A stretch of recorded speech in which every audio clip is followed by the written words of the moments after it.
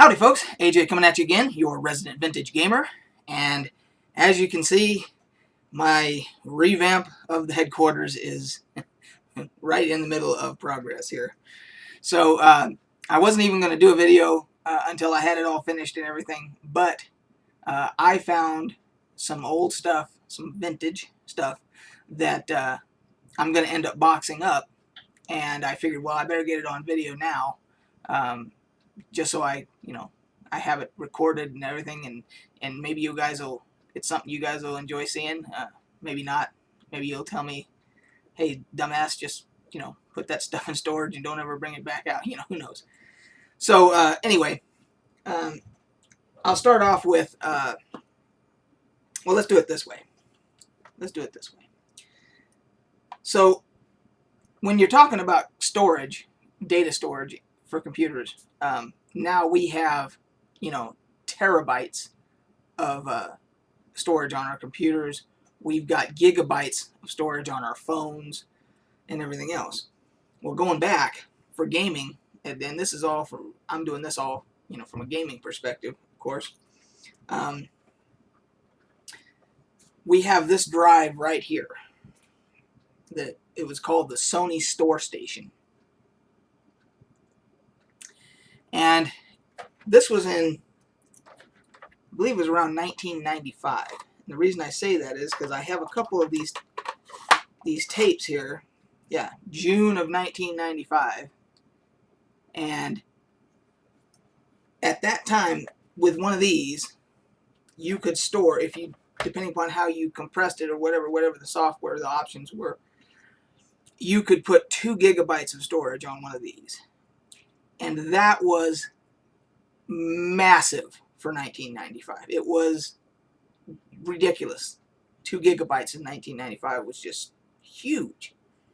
So, anyway, these are the tapes that it took. And as you, I don't know if you can see, but it's actually got a metal back on it. It's not plastic all the way. It's plastic on the front, but it's actually, these are pretty, pretty significant, pretty solid. And that's what you did for your backup on one of these. If you had a whole hard drive, or you could store a couple of different computers, worth of stuff on this drive just using these tapes. And that's what we did in the 90s. Then, going back a little further even, now I know you guys have probably seen these. I'm sure you guys have seen the 3.5-inch floppies, but some of you might be too young to have ever seen one of these. This is a 5.25-inch floppy. This is actually an old computer, an old Commodore 64 game, Power at Sea. It was actually a good game. And so what you had here with these was you have this notch here, and that notch, when this came, from the factory, from the publisher or whatever, it came already pre-notched, which meant this couldn't be copied over by accident. You couldn't have it in your 5.25-inch drive and accidentally record over your software. But when you would buy blanks of these, there would be no notch there, because that way you could record on them and everything. But what you would do is, once you got your data on there and you didn't want it accidentally recorded over, you had to have one of these. I don't know if you guys remember Electronics Boutique, but this was a notcher. And basically, it only allowed you to put it in, so put the disc in so far, and then you would hit this button and put the notch in there. And of course, you would do it on this side, and that would protect your disc. And then if you later decided that you did want to record over that and you'd already notched it, you would just put a piece of, you could use electrical tape, or they actually had little stickers that were just for that you could just put over that, and then you could record on it again. That's what we had to do going way back. And then going even further back, you had this. This is a tape drive. And everybody says, well, that's just a cassette player. Well, it's a cassette player, but it's actually or cassette recorder for your computer, and it had one of these connectors on there.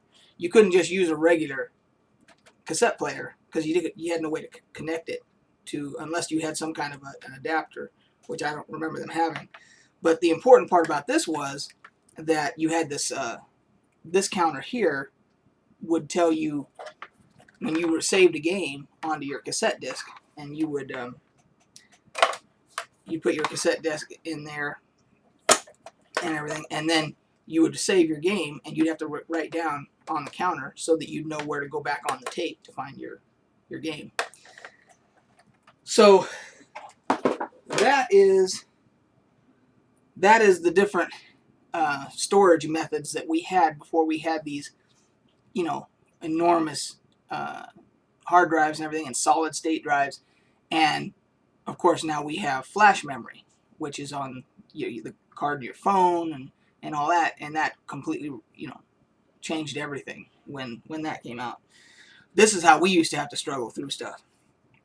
And so when you were playing a game back in those days on like Commodore 64 with these, you might have 6 or 8 of these, and you had to constantly, it would, as you're playing the game, it would tell you put this other disc in, you know, disc number 5 or disc number 4 or whatever. You'd have to constantly be swapping discs out, you know.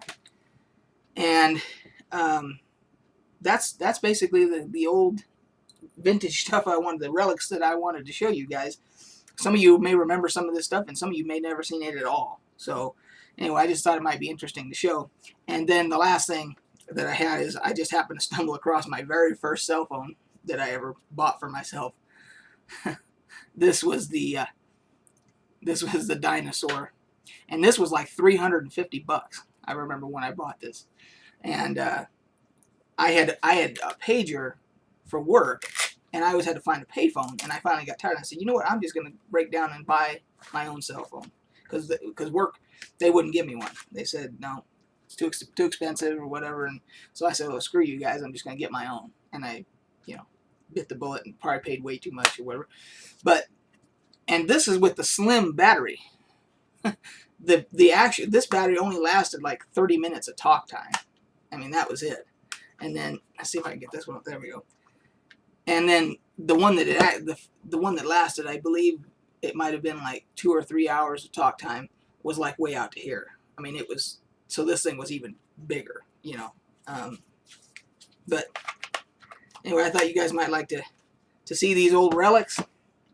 And as you can see, this it looks like a bomb went off here in my office. And but hopefully the next time you guys see it, everything will be organized, and I'll be able to. I've already seen a lot of stuff that I want to do videos about and everything, but I'll have it all where it's easier access, so I can pull it out and do videos for you guys and everything. So anyway, that'll be it for this video, and we'll catch you guys on the flip side.